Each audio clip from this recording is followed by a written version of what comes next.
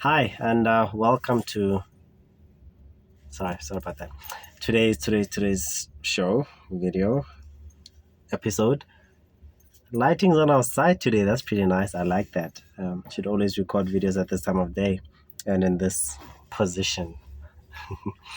I want to talk today about hostility. How hostility can be used, or should at least be used, as a strategy or as part of your strategy in trying to win whatever it is that you want to win, whatever space you are in. If you think about home ground advantage in football or maybe in any kind of sports. I know soccer, football, so that's a lot of the examples that I'm going to make up going to be in regards to that because that's what I know.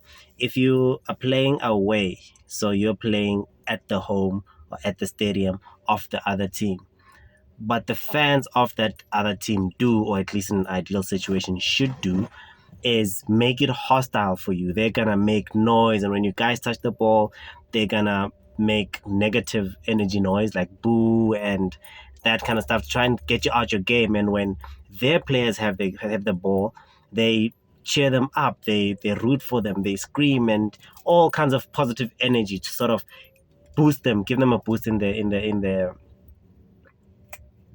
confidence. That's the word I was looking for, confidence.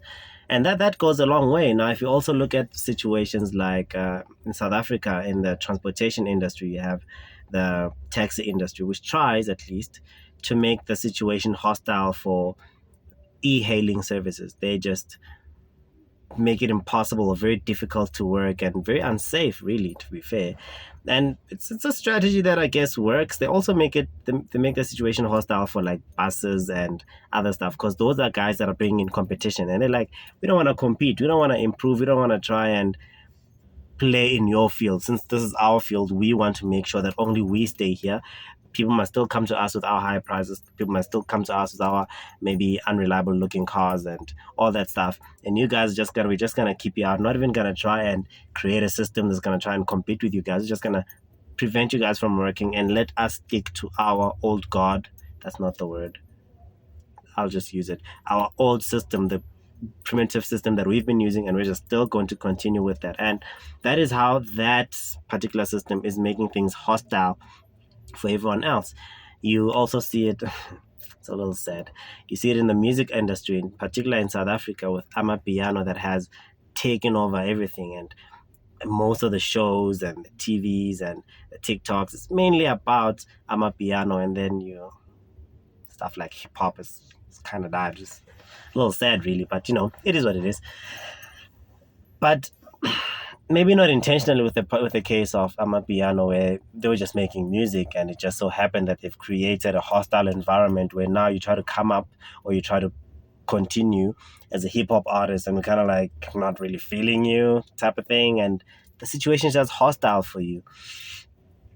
You look at how the foreigners have come into South Africa and they've taken over the spaza shop space.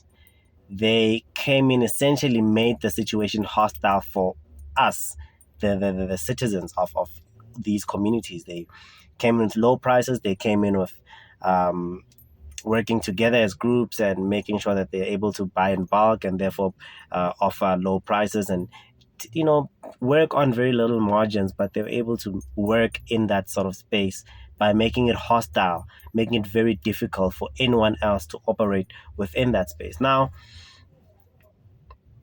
what I'm building up to is that I think that this is an approach that South Africans should start taking. Just turn it around and start using that. In this case, of course, Amapiano, being a South African genre, has used that to succeed in not only in the South African stage but also in the international stage. They're really doing quite well. The taxi industry, again, the South African taxi industry has done decently enough to sort of keep out or keep at bay other competitors from different spaces coming into their space.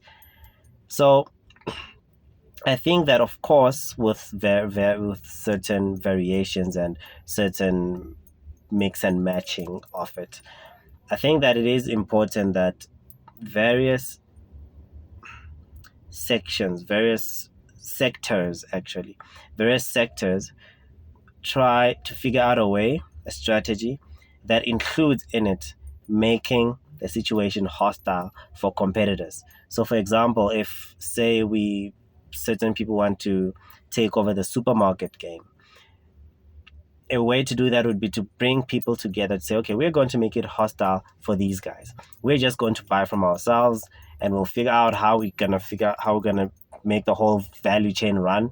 And yeah, of course, maybe use some of their systems within the value chain. But then what you're doing is essentially, if you can flush these guys out and you are the face of supermarkets, you're now able to open up the doors to other players in the value chain that serve your agenda.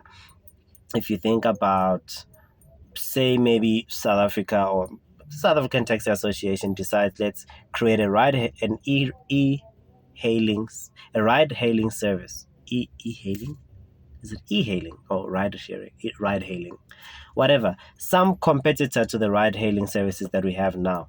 They do that, and they say, okay, this is for us within the taxi association, and people who want to be a part of this have to be a part of the taxi association. But instead of us just trying to say that the people who have been doing meter taxis are the ones who should be doing this, why are people considering Ubers? Well, they're more modern cars, the pricing is lower, and okay, let's incorporate that into this so that people don't really have an excuse for going there. We now have to get newer cars, figure out an algorithm and an app with an algorithm that is going to do the pricing that is going to be competitive to those guys. But then now we can now say, no, you are not going to use that app, you're not going to use that system, you're not going to be using that car, you are going to be within this system.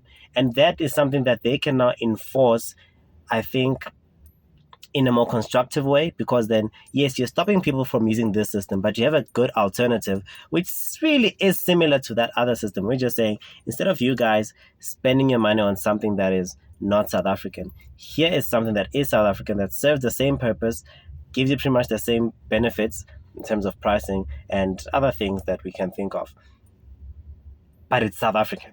It grows us. It grows us. And I think that we need to start thinking about doing such things in order for us to grow. Because in many cases, the reason why a lot of rebellious type businesses or rebellious type actions struggle is because they walk into a hostile situation. Like now, if you are a black South African who wants to open up a spaza shop, the situation really is hostile for you, against you in that particular case, because there's already a lot of guys, a lot of these Pakistanis, I think they are, who have their shops already well established everywhere, and they have their networks and they have their systems. And now you're coming in there probably as one guy who probably has the finances to get started, but then by yourself to be able to compete with that whole ecosystem that they've built is going to be quite impossible. So you now find yourself in a hostile situation. We should have done that, regrettably, 15 years ago. Maybe was it 20 years ago? I think 20 years ago they weren't really there.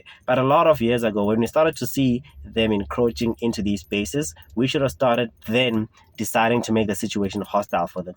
Whether you make it hostile by actually being competitive and actually making the prices good for the clients, but then preventing these guys from coming in, or just by preventing these guys from coming in and punishing the clients to still be, spending a lot of money on whatever it is that you guys are providing. In any case, whatever hostility you can create for competitors, it works to your advantage, because now you get to reap the benefits of being within the safety cocoon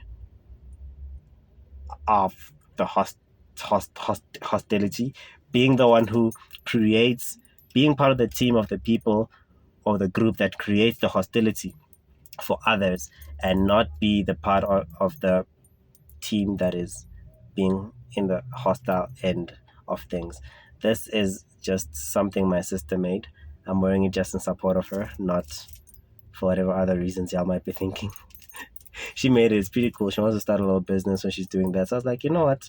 If I don't support her in doing whatever stuff she starts, she believes in, if I don't do that now, what's going to happen to her in future? It's just going to be making a situation hostile for her, where she feels like, I can't do stuff because I don't have support. And if I don't have the support of the people here at home, how am I going to have the support of people out there? And that's why I'm wearing this. And essentially, that's just the message that I have, is that if we can just try to figure out how we can make a situation hostile for other people. Essentially, that's how business works. You flush out the other person. If you look at all these conglomerates that we have, guys who are selling beverages, for example, who have a lot of other beverages that they're already selling, for a small guy to come in and try and sell in competition with those guys, it's really difficult, because the moment you come in with something that is much cheaper, they can easily drop the price. And in order for you to come in with something that is cheaper, you really might, that sentence was built wrong, was constructed wrong. It might also just be very difficult for you to come with a product that actually is cheaper, because in most cases they're able to make it cheaper because of the entire ecosystem that they have. They have the distribution network set up, they have everything figured out. So but for you to try and figure that out too might be difficult for you. I hope I made the point. Thank you very much. I'm about to be disturbed, so that's why I have to shut this down real quickly. See you guys next time. Thank you. Thank you for watching.